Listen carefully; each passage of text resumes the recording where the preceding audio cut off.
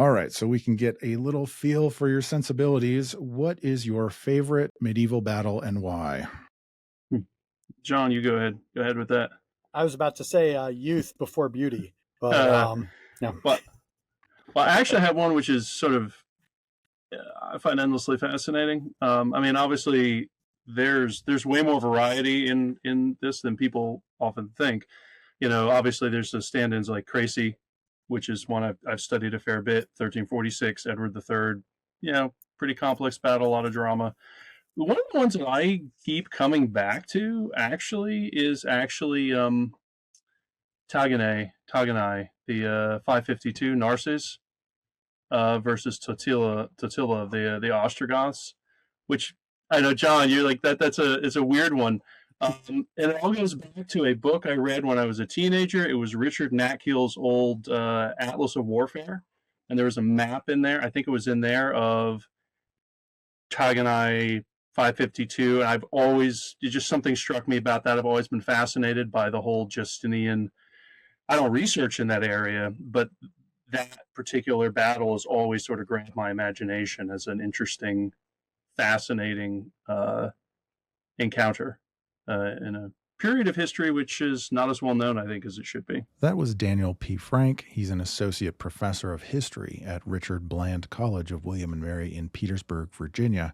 He specializes in the military history of Germany and England. Fair enough. And apologies, I have to offer the legalese that what I'm about to say does not represent the views of the United States Army, but my own personal views. So to get that out of the way. Sure. I think there's a few. I'm drawn, as Dan knows, to sieges. I really enjoy, especially long sieges where there's a lot of kind of sort of move and counter move. But one I've become very interested in lately and may spend some time with down the road is the Battle of Homs in 1281, which I think is kind of interesting given what's going on in Syria these days. This is the strangely enough, the lesser known battle between the Mamluks and the Ilkhanate. Everybody knows about Ain Jalut in 1260, which is this kind of the great moment where the Mamluks turn the smaller forces of the Ilkhanate aside. But 1281 Homs is something else indeed, because it's really sort of the final capstone event that really does drive them off. And such a larger battle, as my colleague Nick Morton has pointed out, the front in Homs is 14 miles long. Now, that's not something you hear about in medieval battles, these massive fronts. And where I work, where, the Army is obviously interested in more modern battles that, exist widely across theaters.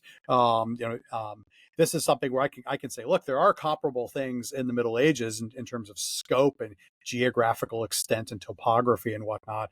And so that's one I've been looking at a little bit and very interested in learning more about, because as I said, you don't see medieval battles of that scope. Generally, the entire field is seen, if not a few forces off to the sides in trees or something like that. But Homs is really kind of amazing because the scale is just different. And it's between two of arguably the most professionalized militaries in the medieval period. So it is the best going up against the best. That was John D. Hosler, a professor of military history at the Command and General Staff College. He's the author, most recently, of Jerusalem Falls, 7 Centuries of War and Peace, and is the editor of 7 Myths of Military History.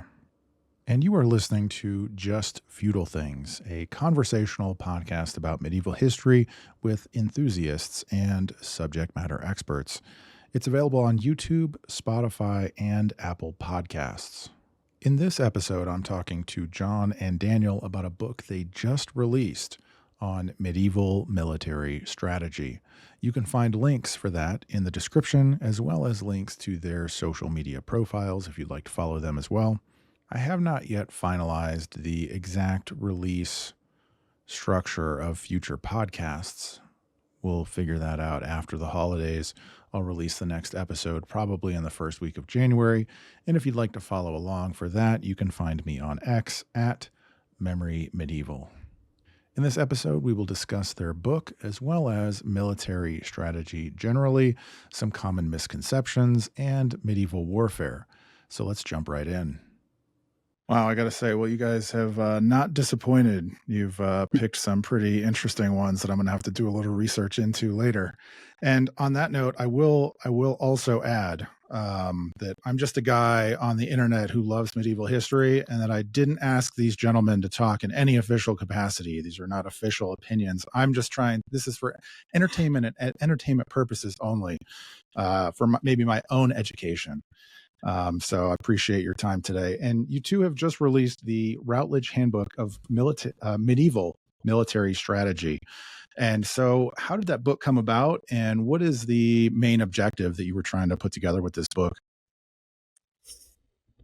Well, it came about. The oldest document that I have on this goes back to 2016. I took a look at this the other day in my files, and I think I started drafting. I had some ideas, like coming out of my time teaching at West Point. I taught there for 3 years from 2012 to 2015. And obviously, as John can speak to at the sort of the graduate and high-end professional level in the military, anything before about 1776, not quite as people are interested in it, but it doesn't seem to yield as many useful things for thinking through modern warfare. At least that's the idea.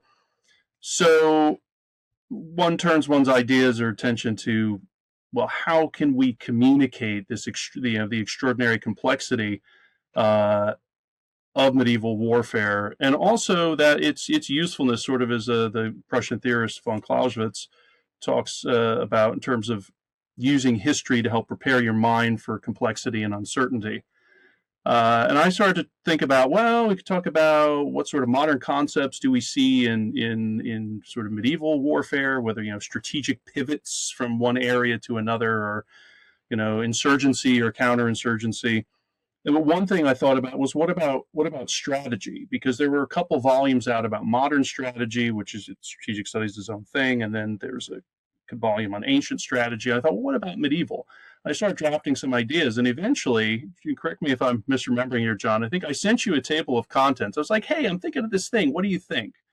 And you came back with, no, this, not this, no, you need this. And we started to go back and forth on it. And I said, well, you want to co-edit this? And in from, I guess, lapsed judgment, he said, yeah, sure, why not? Yeah, I'll add to that. A couple details that Dan might have forgotten. One of them is that the last thing you mentioned about you want to co-edit this. I think after that was followed up by a few beers and leads of us kind of reminding each other, hey, let's not forget about this thing, this idea that we had amidst all the other stuff that was going on with jobs and families and whatnot.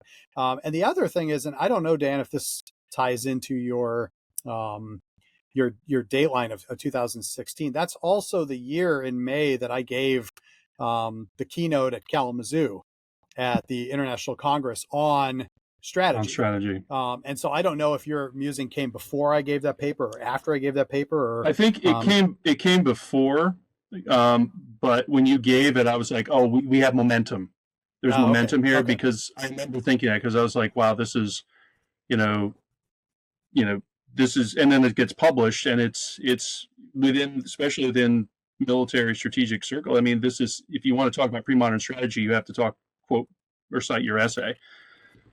Well, and I think that's what kind of tied it in for me, because I gave that talk, and then all these people came up after the talk saying, hey, I think even people in the audience were like, you should do a book or something like that. And people came up and said, hey, there was strategy in 13th century Spain, and there was strategy here in 10th century Germany. They kept telling me, of course there was. And I thought, man, I mean, it sounds like something maybe to do a volume. And then you have this idea for the volume, and yeah, it sort of all came together. And, if that's 2016, I'm living in an entirely different state back then. I had a 1-year-old child, and thinking about, when would we actually be able to do this? So it's been a 7.5, 8-year process.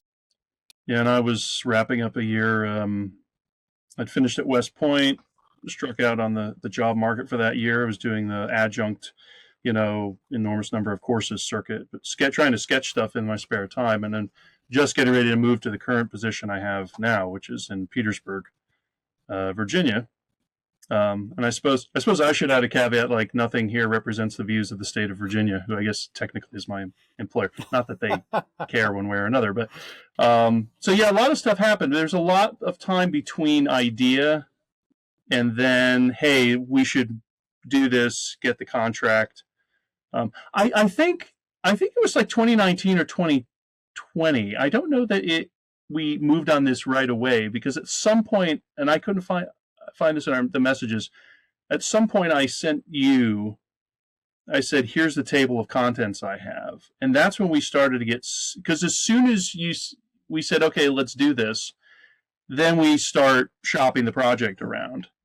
And right. I think the contract, the full table of proposal was 2021. So I think I'm telescoping in my mind the length of time, but it was still about 3.5 years between the time we get the contract and the time the book came out, which, that's good for academics. That's slow for the military. Well, and we were, we had experience with a different publisher before, which I, won't get into, but that did not go the way we wanted. And, and you're kind of looking for somebody who has an interest in this. And we found a great editor at Routledge who was interested, because one thing we knew was if you think about Dan's original table of contents, you say the breadth of it is so big. Just the initial breadth that we have was so big. Say, who are we going to find to do these things? Yeah. And if we're going to ask, the kind of some of the heavyweights that we really thought should be involved, the kind of the path breakers on this stuff, guys like Bernie Backrack, who have been writing about, early medieval strategy for decades. And so we have to get, him on this project. We knew it was going to take some time to do it. And then I think the other elemental step was when Routledge came back, it went in for the proposal, went in for a review, and we had a couple chapters that were ranging out into kind of the wider medieval globe. And one of their comments was, look, if you're either going to do this and touch the rest of the globe outside of Europe, the Mediterranean, and the Near East, or you're not.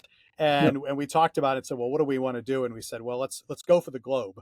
And by doing that, we artificially added a lot of time because I mean, and Dan could tell you stories of us just going back and forth. And you say things like, okay, who specializes in, medieval Ethiopian warfare? Who specializes in Inca affairs? Who has an eye towards warfare? Who doesn't just do archaeology, but can tell that story from a history point of view? And you write to people, you get referrals. People say, I can do it, I can't do it. I'm really sorry, I'd love to participate in all these things. And you try to get to a roster, and that took a lot of time to get to a good roster of everybody finalized. And even then, it wasn't finalized because people drop in and out as life occurs. So a really long, it feels like we've been working on this like a decade. That's just what it feels like to me. Yeah. It sounds like an incredible project. And a couple of things, correct me if I'm wrong, but the difference between strategy and tactics is strategy is sort of the overarching master plan, if you will. And tactics is more of like the minutia of what you're doing at any particular time. Or how would you describe it? Right. So, I mean, there's a lot of definitions of strategy. One thing we talk about in the book. But if the way Clausewitz described it, right, is that the tactics are the actions you take in an engagement, and strategy is the use of engagements for the purpose of the war. And that's kind of a handy little way to go by it. Today's strategists would complicate it, and they would say, well, what you're marrying is policy, right, to a military aim through an analysis of ends, ways, and means, and risk, and matters like that. But yeah, in general, that Clausewitz one always just, what are you doing all of these things for? Obviously to win the war, but there's a reason you want to win the war. And so the strategy, what you're going to do to win the war has to nest, as we like to say around here, with a political objective on the other side. Yeah.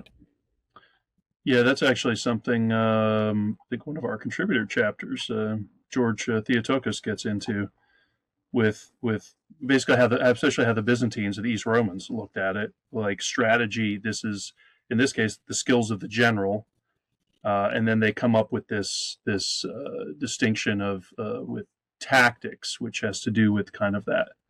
So it's there pretty early. but in terms of modern warfare, yeah, I mean, strategic studies is its own beast now. It's an old, it's an area of specialization. Everyone has their own variation on it. You can talk about military strategy, grand strategy.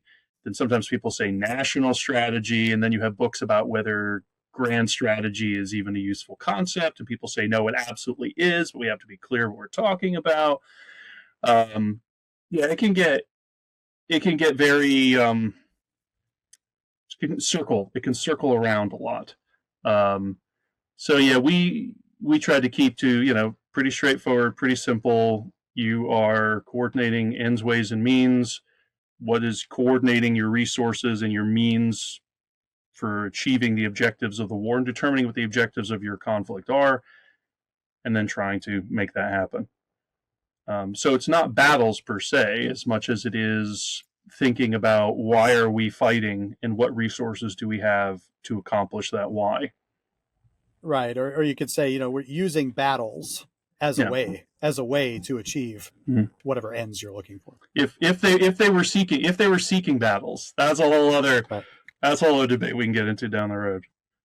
Sure. So is my understanding then the book is an analysis of, let's say, medieval strategy as it then may apply to modern times, or is it more of a deep dive analysis for the sake of itself? Yeah, that's a great question. We kind of went back and forth on this, and we said on one, it really is the latter, because one thing we could do is say, here's a definition of strategy according to how modern strategists see it. Please base your analysis off of this. In other words, to make them happy, right? So they would sit and say, you're talking the language that I need you to speak. And ultimately, we decided not to do that because there are so many definitions of strategy. And applying modern definitions to the back, it really does risk anachronism because you're expecting people to speak in the same kind of language and outline the same things. We thought that's a little bit absurd. So we kind of left it to the device of each individual author to determine for them what does strategy mean to them and how does it fit into them. There will probably, I would imagine, a modernist might look back and say, well, that's not legitimate. That's a poor way to go about it. But we figured it better off to let these are, subject matter experts in these various periods and areas. Let them determine it. And then that way they can talk about how it worked for them rather than us imposing some kind of strict skeleton and saying, you have to match our definition. Otherwise, I'm sorry, I'm going to throw it out of the grate. Because technically you haven't explained, in an ends, ways, means format what he did, and we didn't want to limit the authors.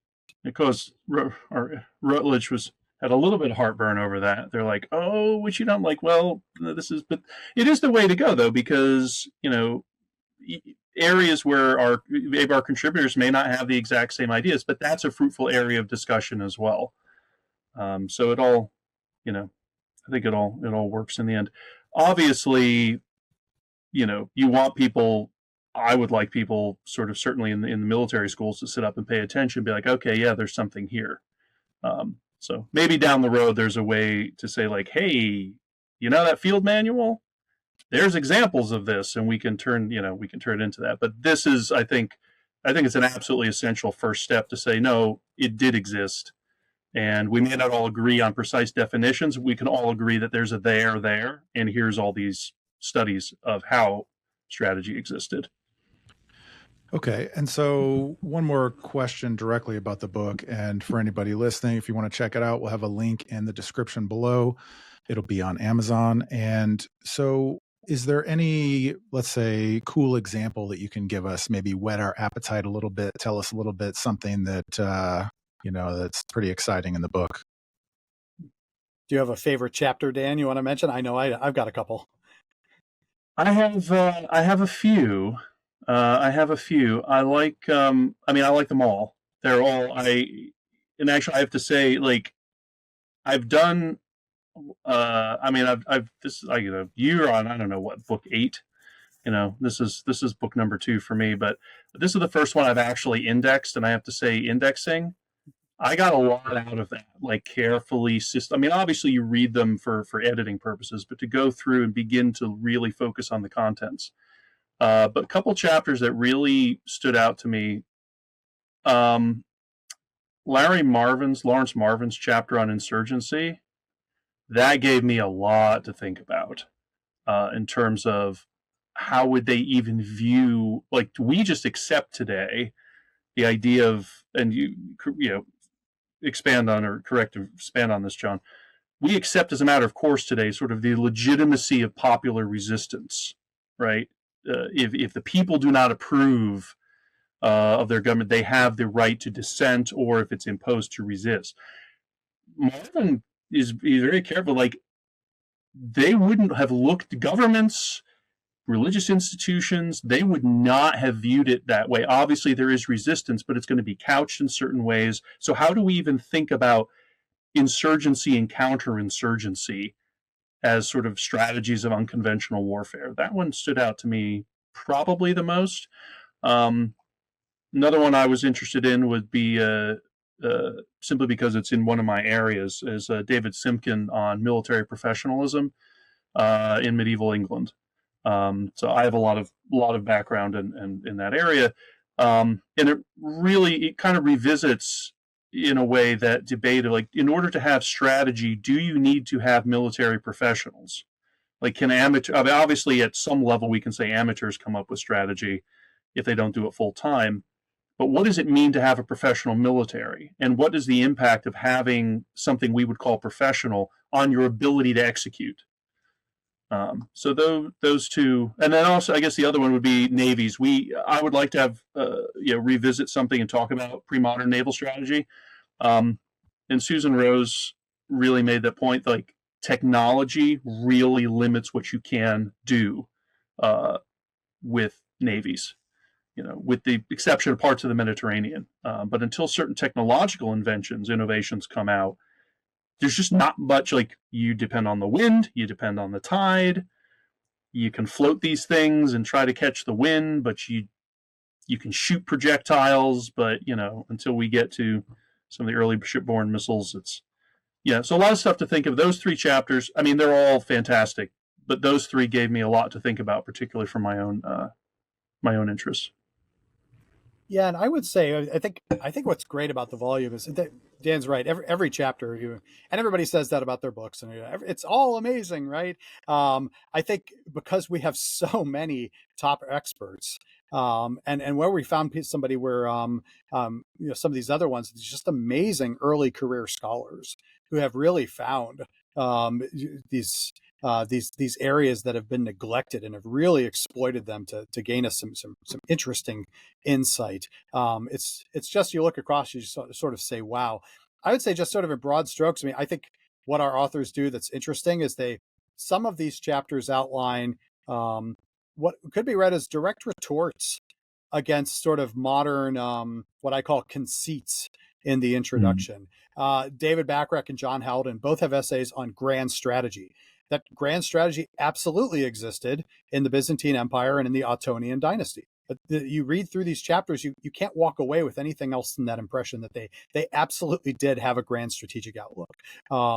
If you look at Mamuka Tsutsurmia's chapter on raiding in Georgia, right, you could say it's a holistic conceptualized idea. We're going to take rating. We're going to use this on a wide scale to get the things that we want politically.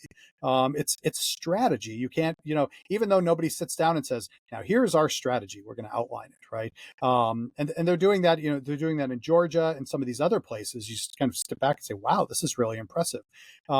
We've mentioned the world historical.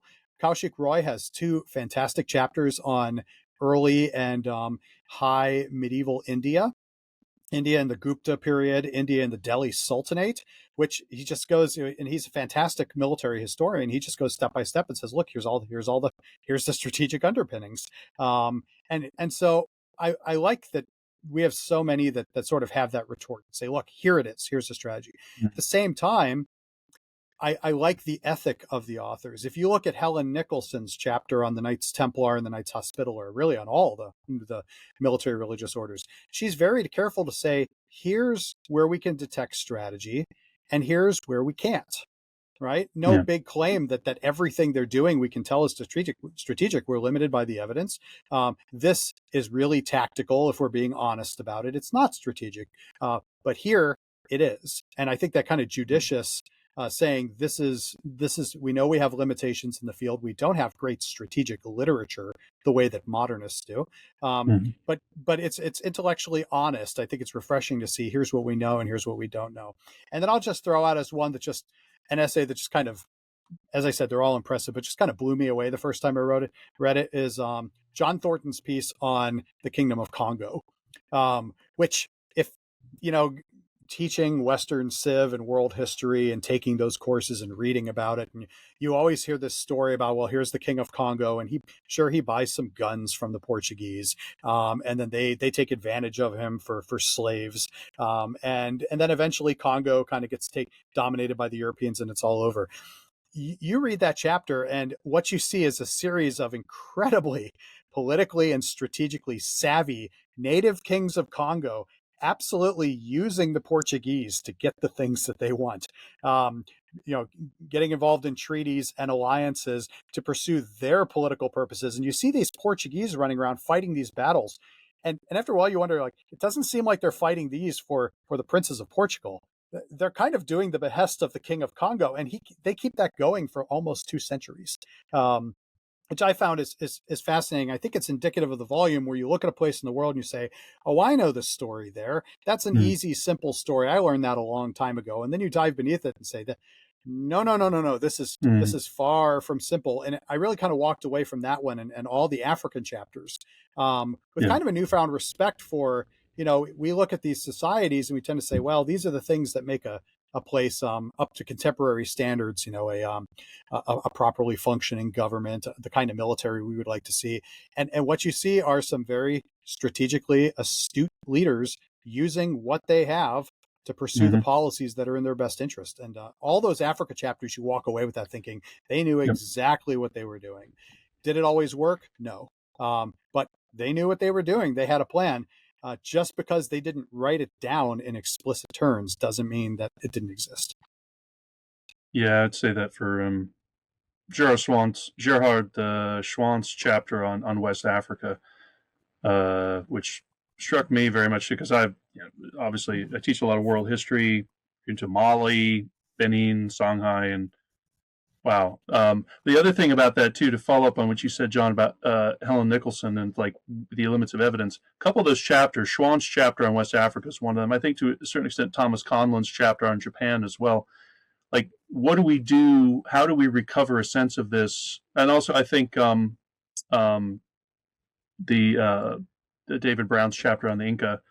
What do we do when we have to really rely on archaeology? We have to really diversify our source base. Congo, we have accounts, which a lot of people don't know. They don't know about. But then you go to, say, West Africa, and you're dealing with the archaeology of towns and town fortification, and you're trying to extrapolate, in West Africa, extrapolate strategy or a sense of how they're conceiving of attack and defense based on the way society is organized and the way locations are fortified. And to a certain extent with Japan as well, because Conlon talks a lot about, say, the changing landscape of fortresses. Similar. Yeah, it's just follow up on that point John made, because that it really does make an impression when you look at how many approaches the authors use, but there is a consistency of what is the evidence, what does it say? Awesome. So that's the Routledge Handbook of Medieval Military Strategy, and I'm going to try to release this episode as quickly as possible, so that way the medieval strategist in your life, if you need a last-minute Christmas gift for them, you can check this out. The link will be in the description. And now we'll talk maybe just a little bit more generally about medieval strategy and maybe warfare. A little bit here for the audience. My expertise, or I should say my interest, I'm not a full-time scholar, so my interest is really more specifically just European. I don't have any special questions about the Congo, which doesn't mean that's not interesting, but that's just, as far as I can only read so many books in my free time is really the bottom line. Know that feeling. Yeah, I literally have 20 books sitting here next to me that I've purchased this year that I have not gotten to yet. But and we can talk about either strategy if you'd like, or maybe even just medieval warfare generally. What would you say are some common misconceptions, maybe one or two common misconceptions that the average person has about, either military, medieval strategy or medieval warfare? John, someone I know edited a book called The Seven Myths of Medieval Warfare. So maybe you should take this one. Yeah. Oh, yeah. The myths book. I think there's some that, I mean, I don't. It's interesting because I think people who read about medieval warfare kind of know these things, right? Whereas those who are new to it or are not very well acquainted, it may seem surprising. But things like um, the dominance of the knight of cavalry, although this is viciously being argued about right now. The whole feudalism question that sort of undergirds that. I think where I would go is I think people want to see it as unsophisticated. I think that's the big general critique of the period, right? That there's something about the Greeks and Romans that made them savvy, and maybe that's in the technical literature they left, in the descriptions they left. But these were people who studied war and who knew the art of war and who were crafty and inventive. And as Larry Marvin has pointed out in an article he had on medieval command and control, you look, the modern forces look back at the Roman legions and it looks like them. Right. It looks like them. You see officers, you see rank structure, you see formations, you see regulations, you see proper enrollment, centrally paid wages after a certain time, similar equipment, a common lingo, all of these things, ability to rise through the ranks. All of these things that a modern military would look back and say that's professionalized military right there. And then this old Dark Ages, adage thing, right? And then Rome disappears and you have just chaos. And it basically looks like Braveheart with just two big masses crashing into each other and nobody really knows anything. And again, back to the strategy piece, of course, they had no strategy. They had no concept of formal operations, and their tactics are rudimentary at worst, and cheap imitations of the Romans at best. And I think that attitude pervades everything.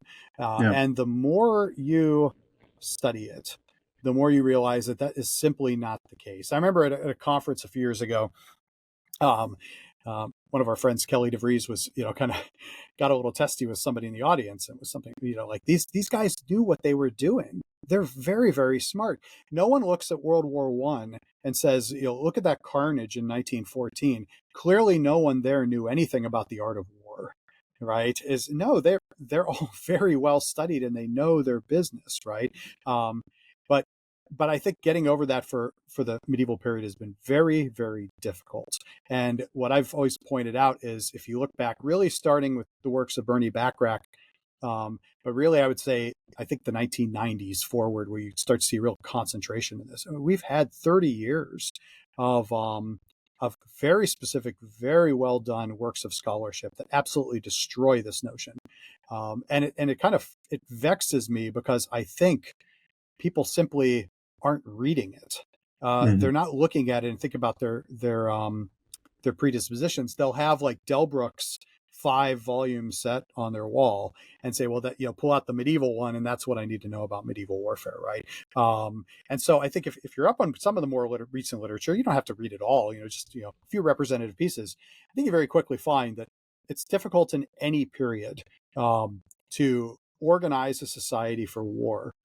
To go out on campaigns, to manage the finances of it, to manage victory and defeat, to build fortifications, to control terrain, to subdue populations. I mean, these things are not easy. And so I think that's the big I think everything else kind of falls into that. It's like if you talk about feudalism, people say, well, the medieval period's so simple, I can explain its entire social structure in just a few sentences. And then the specialists are like, wait a minute. That's, the other one I would throw on, and then I'll give it over to Dan, is the assumption that medieval society is all like one big glob and everybody did the same thing inside of it. So what happened in Normandy is exactly what happened in central Germany and exactly what happened in Eastern Europe and in southern Spain and in the Levant or in North Africa. We tend to get the idea your classic medieval knight looks like a very Northwestern medieval figure. And we conceptualize it according to England and France predominantly. And I think that has overshadowed an awful lot of it. And if you notice, both of where we started, both of our battles, we're neither one of us was looking to England and France, for that sort of thing. I've become much more interested in the kind of the intercultural stuff going on in the Near East. I think if we could get past those two ideas, the one that this is not an unsophisticated period. This period produced Gothic architecture. This is a very sophisticated period of history, and not everyone in Europe / Near East / North Africa looked, fought, acted, thought, worshipped the same. If we could get those two ideas in our mind, I think we could make some progress. Yeah, it's very sort of Charles Dickens-esque in the sense of, it was a time. So in fact, it was a time very much like any other time. It was at the opening to The Tale of Two Cities, which, when you realize that, to me, that makes it more fascinating because it's like, wow, it's so different. And yet it's also so the same. And I'm, it's that idea that, it's too, basically it's the brave, basically, we'll see, you talk about the 90s, John, but also remember the 90s is also the era of Braveheart. It's true. With two masses of foot soldiers just running into each other in the giant scrum. And I don't know if that was the first movie that did that. It was one of the first, I think, that kind of, because every other movie has copied that since then, with a couple exceptions. Like the Battle of the Bastards on Game of Thrones. That's a bit of an exception where they have the shield wall and they deal with the press and suffocation. I was like, okay, that's interesting. But everyone else was like, we got to have the scrum. We got to have, no one keeps ranks. And it's this idea that no one really knew what they were doing. They were unsophisticated and so on. In the 90s, this kind of came came to a point with this thing called the military revolution, because that's when Cliff Rogers at West Point, who's contributed a chapter to this and is a good friend of both of ours, came out with his really one of the original contributions to this idea of how do we understand big military change over time. And he sort of put the late Middle Ages deep in the conversation. And so one of the key books to come out of the 90s is the Military Revolution Debate, which he edited, which sort of runs the gamut from late medieval to early modern. And it, so that does show up as part of sort of a professional understanding. You read articles by strategic studies people, and they will nod to that, where we have infantry, and the rise of infantry means certain things for the way you organize society, the way you fund it, you tax people, you supply them, you feed them, and so on.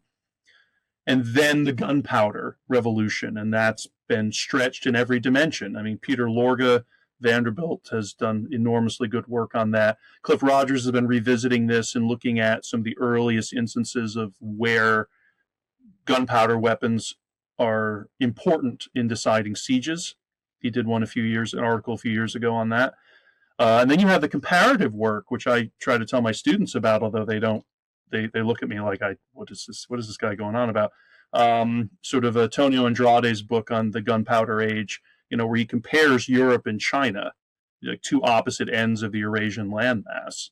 And I say, look, everybody's experimenting with gunpowder weapons, and this has been going on since the 1300s, and especially since the 1400s. So trying to get through those misunderstandings. I do find that I had an interesting exchange once with, and I'll stop after this, Steve Murdoch, who's done a lot of stuff on the sort of the 30 Years' War and early modern warfare. And this was a few years ago, 2018, maybe? I'd have to check. I was the only medieval military historian at a conference on the 30 Years' War. And because I said, you want a medieval perspective on the military revolution? Oh, they're like, yeah, sure. And I was like, there's some things that change, but a lot of the stuff stays the same. If anything, the technological developments in the early modern period really complicate things. They make it almost harder for kings and generals to exercise command and control on their armies. So I like to say Edward III at Crecy in 1346 had a much better grasp of what was happening than Gustavus Adolphus did at Breitenfeld in 1631. Much better grasp. And this was not a comment on after Breitenfeld at the time. The king, he's saying, "Oh, what happened today?" He's like, "Oh, I'll tell you what happened." It's like, "Sire, that happened 2 hours earlier in a different part of the field." But he was all over the place. You couldn't see a thing. Obviously, medieval battles have their own limits on command and control. But Steve Murdoch gave a paper afterwards. He's like, "Yeah, totally agree with you." Like the Stralsund in 1629, you have the modern imperial Holy Roman Empire army with its pikemen and its arquebusiers, going up against several regiments of Scots who were fighting for the Protestants. And these guys have longbows and they're wielding claymores. And so they shower all these arrows at the imperial regiments and then go charging forward, screaming with their swords. And the imperial regiments are like, "What the heck is this? What do we do? We haven't faced this for a while. No one we know has ever experienced this." So that misunderstanding that suddenly a light bulb is turned on, and now we're finally in modern warfare. Finally, there's some sense of the proceedings. I think, like John said, among professionals who studied, they're like, "Oh, yeah, I don't know, like modern Scottish army at Flodden in 1513, 1513, 1511, 1513. They go up against this old-style English army, which has billhooks and longbows. And yes, there were technical reasons for the English victory, but the fact is, this old-school English army is like, yeah, you have your French advisors teaching you modern gunpowder warfare. We'll still beat you. It's way more complicated. And when you realize that, it's much more fascinating. But trying to get that message out, I don't think it's percolated out as to the general public as much as you'd think it would have after all this time. Well, that's been kind of one of the missions of all of my content, is to maybe sort of reintroduce a little bit of the sophistication, because that's definitely been in my own reading. One of the things that now sort of like rediscovering, I forget, one of you mentioned having read a book when you were a kid and that influenced now your sort of taste. And for me, it was Howard Pyle's Robin Hood. And so, I really got into sort of, that sort of, obviously Richard the Lionheart and that sort of chivalry. And now, of course, that's like coming back as like a natural interest to me now. But even just reading, I recently this year read The History of the Holy War by Ambrose. I read that twice, and just like the sophistication of Richard as a character, I'm really struck by. He's sort of, in casual conversation, people talk about him like he's basically just this psychopathic idiot. But reading a primary source about it, I'm really struck by just his more complicated decision making, just his taking other things into consideration, taking his men into consideration, taking all of these other factors, and which is obviously not how he's painted. And so I think that stretches across, obviously, the medieval period generally. And I think also another factor of it, which, you guys don't have to comment on this, but aside from Hollywood with Braveheart, and obviously all of the stuff that they do on the Roman Empire, Gladiator being an example. But I think that the Roman Empire is maybe sort of easier to understand for the modern mind because it's more of an administrative bureaucracy. They have a Senate. It's like a little bit more bureaucratic, if you will. Whereas like the monarch, feudalism, it's like a very foreign thing to the modern Western mind in that way. That's kind of how I feel like people look at it a little bit. Yeah, I think there's a sense that the Romans are us. Like, Mary Beard has said that, like, this is one of the enduring appeals in her book. She said it in public appearances. She might say it in SPQR. But, we see ourselves in the Romans, and we have such rich source material. And they have, in a Iron Age setting, but they have all the institutions and all the trappings that we do. We know their table talk. They like suing each other. They have foundries, right? They have standard organization. They may not, they have training methods. They have this thing called, the res publica, and they have the state, and then trying to wrap your mind around. This is why one reason I became interested in the Middle Ages to begin with was just trying to wrap my mind around, like, how does this work in the absence of that kind of totemic figure of the Roman state? Like, it still works. One of the things I began to study early on, became very interested in and read up on, was kingship. Like, how does kingship work?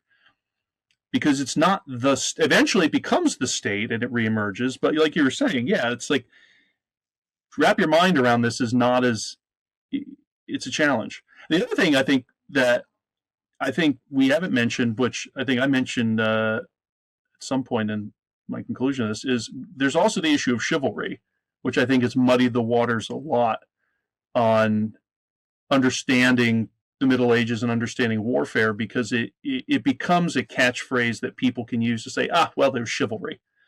So, and in fact, and that's an argument within medieval studies right now as well. I think Christopher Tyerman, who wrote the huge Crusades history, God's War, which was the first big, massive overhaul of a single historian take on the Crusades since Runciman in the 50s.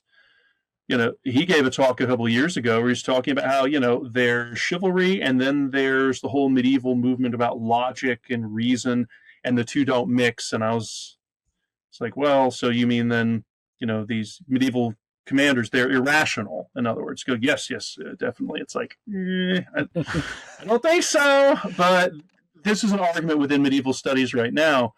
And it goes back to one of the key guys, Liddell Hart, the British theorist, right, who wrote On Strategy, who was, interviewed a lot of the captured German generals after World War II, and, his bestseller. And I think I put this in the footnote. He said, the spirit of feudal chivalry was inimical to military art, though the drab stupidity of its military course is lightened by a few bright gleams. And I'm like, so you take that against everything we've just been talking about, and you're just like, well, clearly there's a lot of people who think, no, they were kind of dumb. They had ideas about honor and proving one's prowess, and they would go attack headlong into things because culturally there was this dictate that they must do that, even though we look at it and say that makes no sense. So yeah, I think that's something we haven't talked about, but it's certainly something I think to follow up on, in years to come, because it's an ongoing argument in medieval studies. And obviously those of us who are military historians, we tend to have a particular view of chivalry, which doesn't exactly, sometimes we have polite but firm disagreements with our colleagues in other disciplines about the impact of this. But I think it impacts a lot of it, right? Because you talk about Robin Hood. I grew up reading a lot of the same stuff, right? Howard Pyle and some of the great classics, children's classic series. The Robin Hood, the Errol Flynn Robin Hood movie, absolute favorite as a kid, and still now. And you're like, well, that vision dies hard. That chivalry could be something other than. It could be an aspiration. It could be a cultural construct. It could be a cultural ideal. It could influence behavior, but it didn't remove this kind of practical, hard-nosed military understanding of reading terrain, of when to attack and when not to. I would add too, just briefly on Rome. Some of this is created by the medieval writers themselves, right? If we're being honest about it.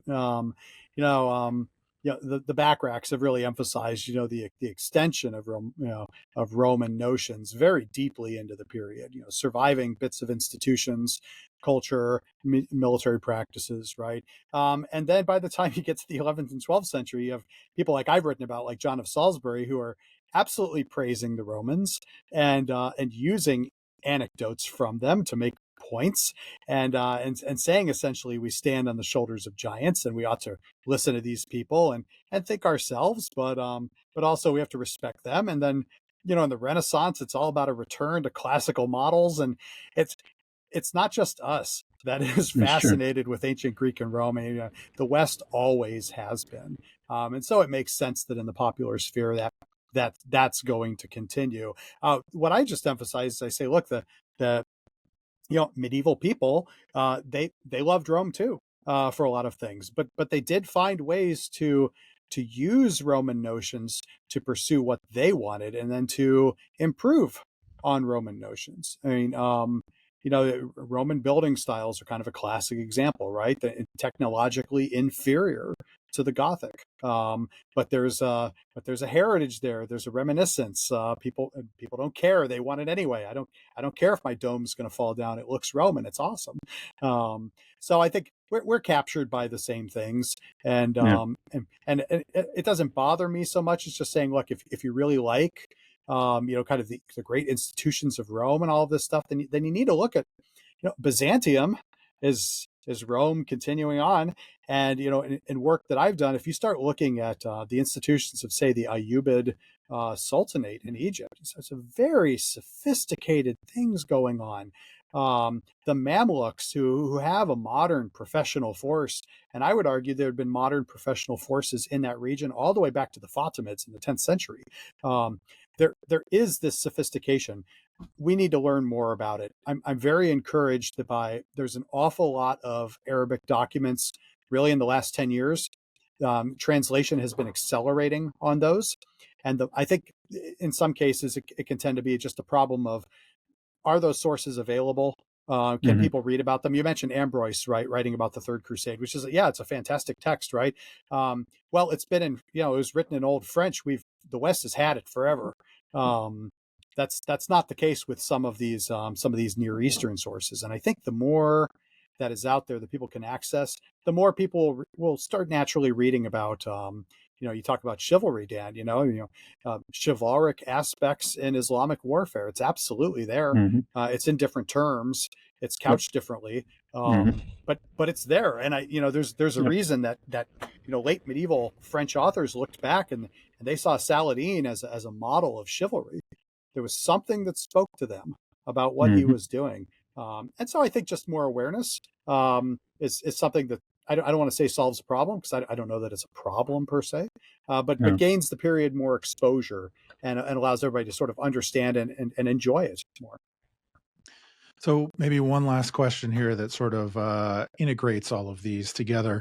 Also in my reading, I feel like the concept of morale has played a significant part in various battles across the period, even into modernity, and even prior, I think. But that's one of the things that I think is also maybe difficult for the modern mind to comprehend, how morale or commander confidence or these types of things, which I suppose an obvious example would be Hastings, where William has to lift up his helmet and let everybody know that he's not actually dead.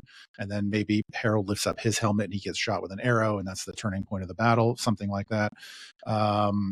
But just this concept of morale, or another example is at Las Navas de Tolosa. I was just reading about that one, and how when Sancho punches through the line and causes the Sultan to flee, basically his entire army routs, basically just off of becoming demoralized, seeing his banners leave the field.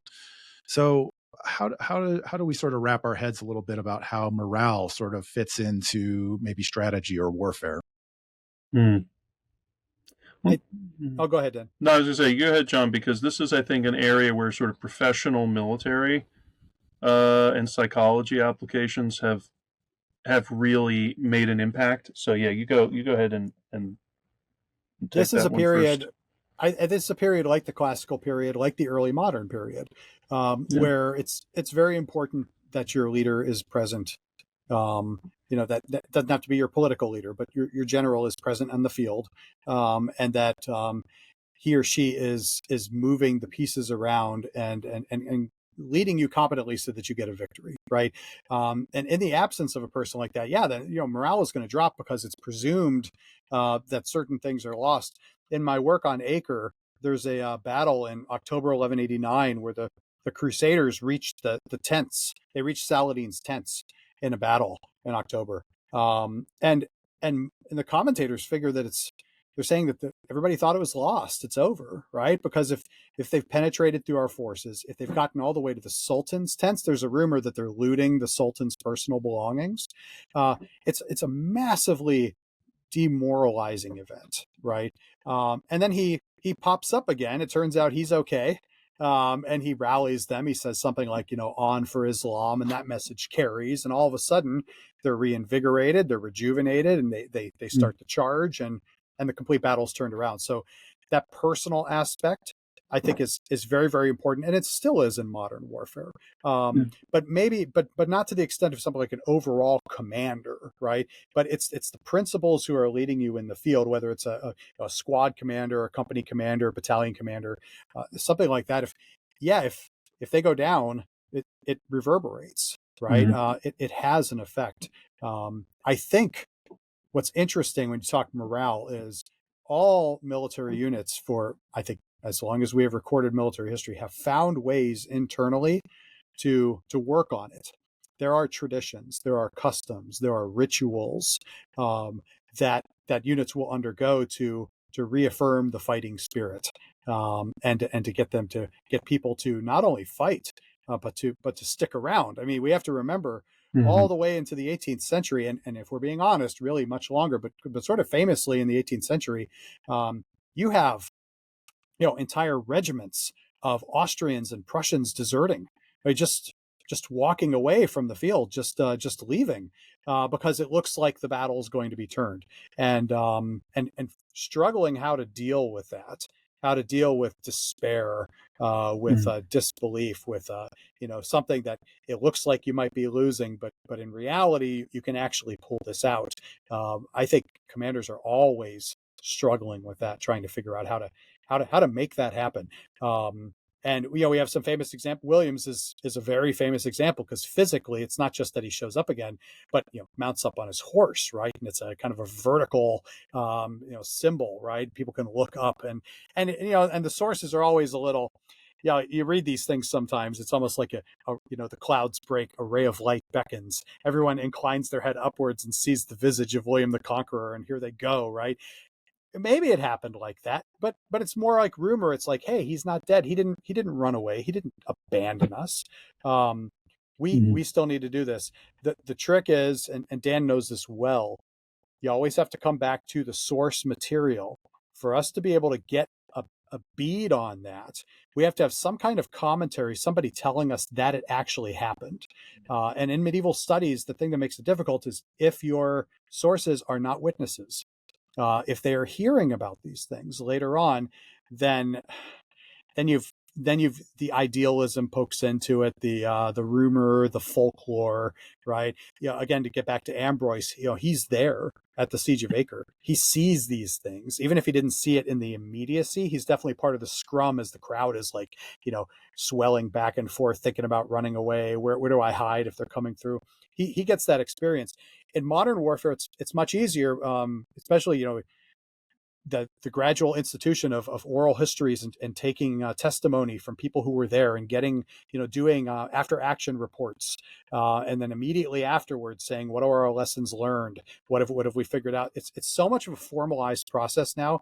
We have so many voices telling us what exactly happened, whereas if you go to some of these battles where there's one source, two sources, and one of those dudes wasn't even there, then we can only guess, and we could say, but I think regardless of the evidence, I think it would be very foolish to say that morale is something that is not a constant concern. It's a constant concern. It has been for the entirety of warfare.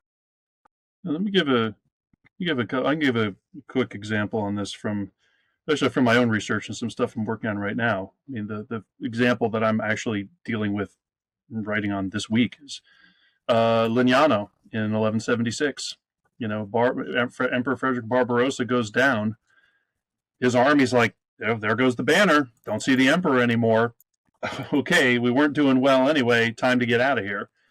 When it comes to that kind of morale and leadership, I mean, a good simple case study for this is a battle from the Third Crusade, is the German Third Crusade.